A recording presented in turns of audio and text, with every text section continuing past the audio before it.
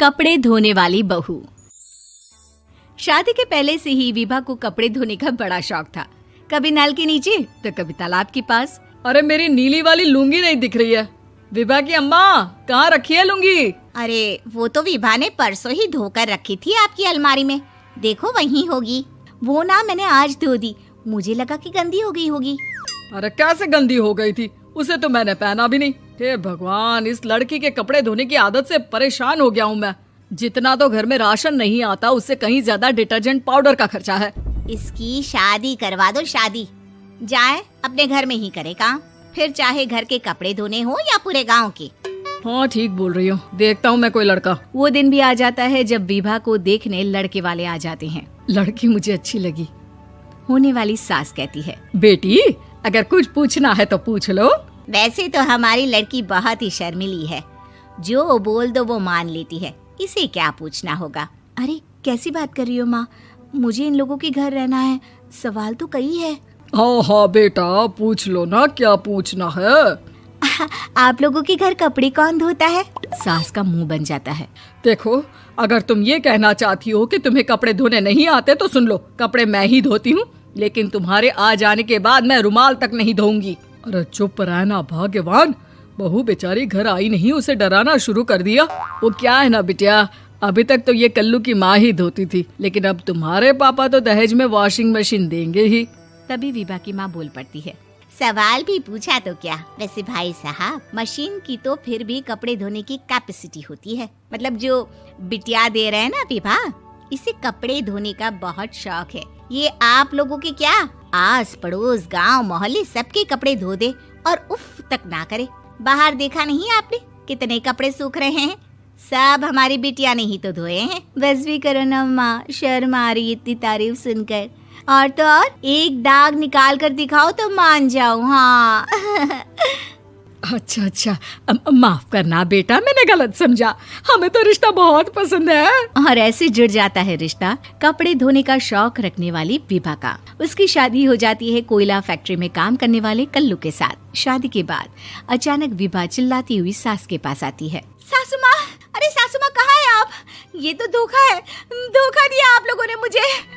इसे ससुर के चक्कर के बारे में पता चल गया। अरे तो उसमें तुझे क्यों धोखा मिला है? अरे नल में पानी नहीं आता, कपड़े कैसे कब धुलेंगे? अच्छा, तू पानी नहीं आ रहा उसकी बात कर रही है। तो आपने क्या सोचा? कुछ नहीं। अच्छा, तेरी माँ ने कहा था कि कपड़े धोने का शौक है तुझे, याद आया मुझे। शौक बोलकर कपड़े धोने वाले मेरे जुनून को कम ना आके सासू माँ, कपड़ा धोना मेरा गुरूर है। तभी पति भी वहाँ आ जाता है। अभी मैंने इसे सनी देओल की फिल्म दिखाई है, उसी के डायलॉग मार रही है माँ। अच्छा सुन, साफ बता रही हूँ, पानी सुबह 4 से 6 और शाम को 10 से 12 आता है, समझी? विभा टाइमिंग सुनकर हैरान हो जाती है। ये क्या भूतों का मोहल्ला है?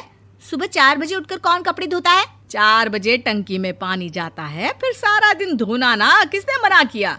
अरे कैसी बात कर रही हैं? 200 लीटर की टंकी में कितने कपड़े धो लूंगी मैं? सुबह ही उठ जाऊंगी मैं। अब क्या था, विभा सुबह 4 से लेकर रात के 12 बजे तक कपड़े ही धोती रहती। एक रोज सास पड़ोस से निकलकर कहीं जा रही होती है कि साथ वाली कहती है, हाँ कल्लू की माँ, जरा ये बताओ कि 2 साड़ी है, 2 ब्लाउज और एक पेटीकोट और एक नाड़े वाला लंबा कच्छा। हाँ तो? अरे तो क्या, कितना लोगी धुलाई ये बताओ। धोबन दिख रहे हैं हम क्या? हमारे पति सरकारी नौकरी से अभी रिटायर हुए हैं और बेटा सुपरवाइजर है कोयला फैक्ट्री में। धोबन समझ रखा है हमें। हाय रे कल्लू की अम्मा, माफ कर दो, वो तो मोहल्ले में यही सब बता रहे थे कि तुमने बहू को कपड़ा धुलवाने के काम में लगा दिया है। सास को पड़ोसन की बात सुनकर गुस्सा आ जाता है। वो घर पहुंचती है जहां घर के बाहर ही इतने सारे कपड़े सूख रहे होते हैं जितने कि किसी धोबन के घर पर। अरे ओ कल्लू की दुल्हन, बाहर निकल। माँ जी यहीं आ जाओ, बाथरूम में चादर धो रहे हैं हम। अरे अभी हम धोते हैं, तुमको बाहर निकलो। ये आस पड़ोस वाले बोल रहे हैं कि हम बहू से कपड़े धुलवा कर उसे कपड़ा धोने वाली बना दिए हैं। अरे छोड़ो ना माँ जी, किन लोगों की बातों में आती हो? आस पास के लोगों का तो काम ही होता है कि वो किसी तरह सास बहू को लड़ा दे।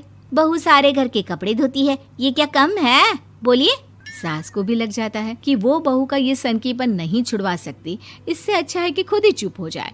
एक रोज सास और बहू मंदिर जाते हैं, जहाँ सास की साड़ी वहाँ खड़ी भीख मांगने वाली से मिलती है। माँ जी क्या बात है, आपकी साड़ी उस भिखारन से कितनी मिल रही है ना? हाँ हाँ देखो तो, दोनों की साड़ी मिल रही है। क्या बात है कल्लू की अम्मा, तुम खुद को तो अफसर की बीवी बताती हो और ऐसी सिंपल सी प्लेन साड़ी पहनकर घूमती हो। सिंपल और प्लेन नहीं है ये साड़ी। तो क्या सोने के धागे से फूल बने हैं? कुछ भी सासू माँ, कुछ भी। हाँ बने थे इस साड़ी में सोने के धागे से फूल। मेरे पति लेकर आए थे मद्रास से स्पेशली मेरे लिए 10,000 की। ताहे भाई साहब इस भिखारन के लिए भी सेम टू सेम साड़ी लेकर आए होंगे 10,000 की। सास उस वक्त तो कुछ नहीं कहती, लेकिन बहू के साथ घर आती है और अलमारी से एल्बम निकाल कर लाती है। ये साड़ी देख रही है, ये वही साड़ी है जिसे मैंने अभी पहना था। इस साड़ी में ये जो चमकदार फूल दिख रहे हैं ना, ये सोने के धागों से काढ़े गए हैं। लेकिन तू लोकल वॉशिंग मशीन ब्रश से घिस घिस कर सारे फूलों को निकाल कर साड़ी प्लेन कर दी। मुझे माफ कर दीजिए सासू माँ। और तो और, जब मैंने तुझे तेरी गलती के लिए कुछ नहीं कहा, लेकिन तूने तो सबके सामने मेरा मजाक ही बना दिया। क्यों? बहू को समझ में आ जाता है कि अब से उसका कपड़े धोना बंद।